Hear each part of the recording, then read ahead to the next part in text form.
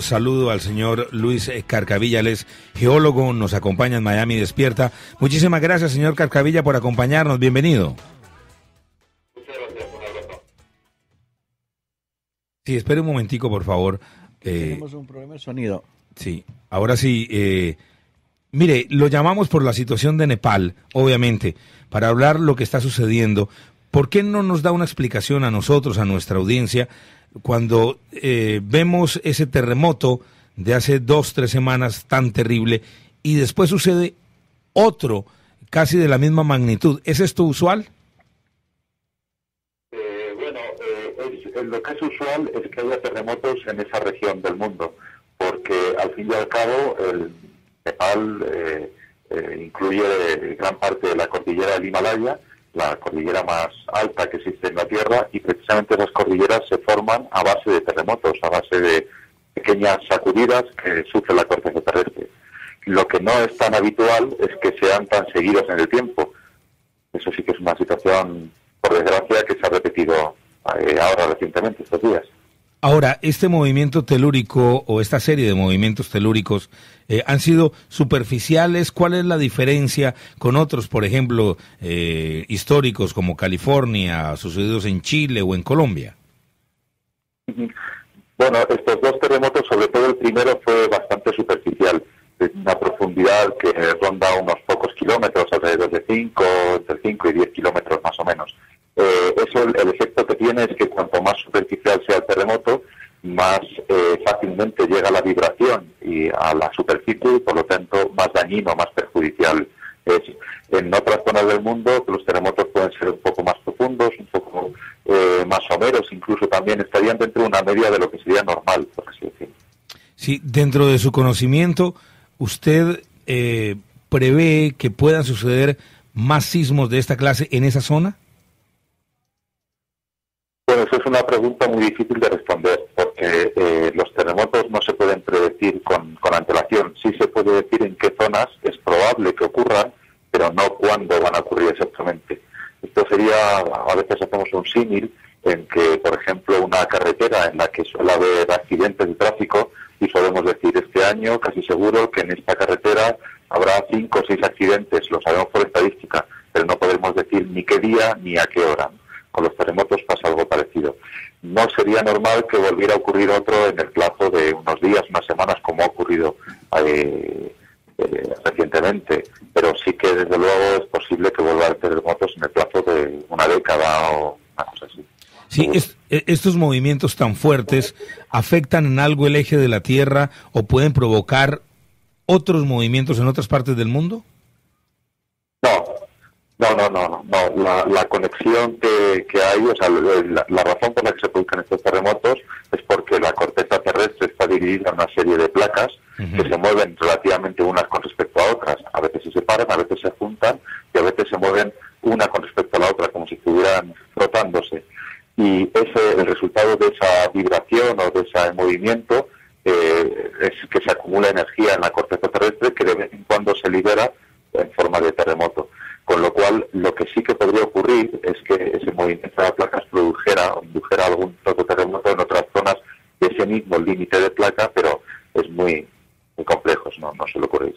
Con el primer terremoto que se registró este 25 de abril en Nepal, vimos cómo afectó el Everest. Siempre que ocurre lo de en un terremoto o un movimiento sísmico en Nepal, ¿se va a afectar el Everest? Disculpen, pero no he oído la pregunta. He perdido un poco la conexión. Sí, ella le está preguntando que se habla de una afectación en el monte Everest por causa de este terremoto en Nepal. ¿Siempre el Everest se afecta de alguna manera si hay terremotos en esa zona de Nepal? No.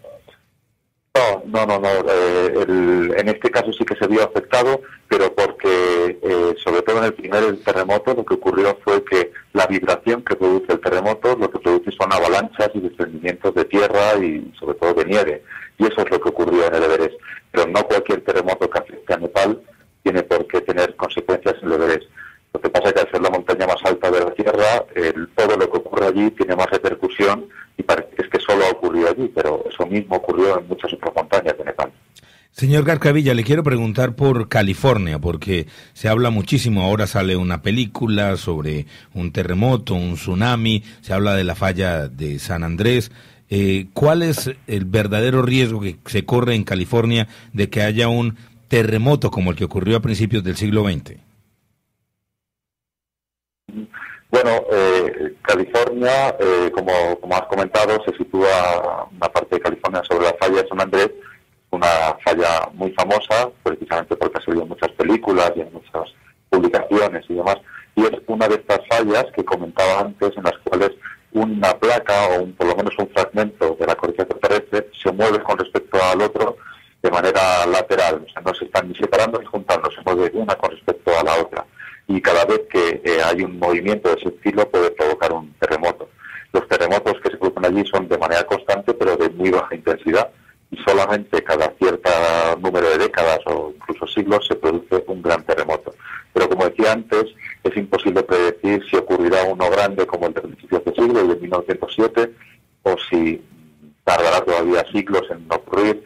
Lo único que se puede decir es que es una zona con un alto riesgo y que por lo tanto pues tiene que vivirse asumiendo ese riesgo y pues teniendo edificaciones preparadas para ella, teniendo protocolos de emergencia para casos de terremotos, pero decir el día y la hora en la que va a ocurrir, eso es imposible. Sí, por supuesto, no es como un huracán o una tormenta que la podemos avistar en la distancia y con toda la tecnología se le puede hacer el seguimiento hasta la ruta por donde va a pasar, pero ya un movimiento telúrico es otra cosa. Por último, otras partes, hablando de lo que nos atañe aquí en los Estados Unidos, la costa este, o partes de Europa, nunca se habla de terremotos, es mucho más sólida la tierra. ¿Por qué ocurre en estas otras partes y no en estos lugares donde por lo general nunca escuchamos de un movimiento sísmico?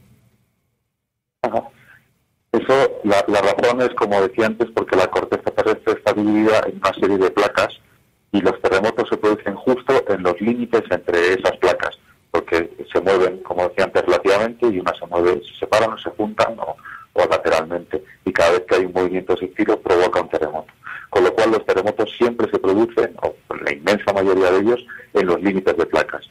Y por eso siempre se concentran en los mismos lugares, que en la zona del Himalaya, en la zona de California, en la zona de Chile, en Japón.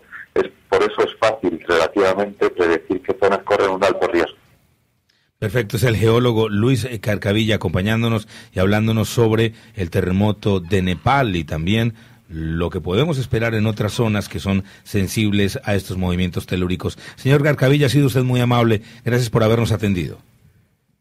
Muchas gracias a vosotros. Un abrazo. Ahí está entonces la situación que viven los habitantes de Nepal, y esto es algo común. Pues no es común que haya dos terremotos de tanta intensidad tan seguidos, es lo que nos dice, y la gente de California, pues California es un área sensible a esto, no se puede predecir qué es lo que vaya a pasar. En unos días aparece una película sobre esto y muchos están desde hace muchos años diciendo cuándo va a suceder ese terremoto. Ojalá no suceda muy pronto, si es que dicen que va a suceder, pero dice él, van a estar allí con pequeños movimientos telúricos.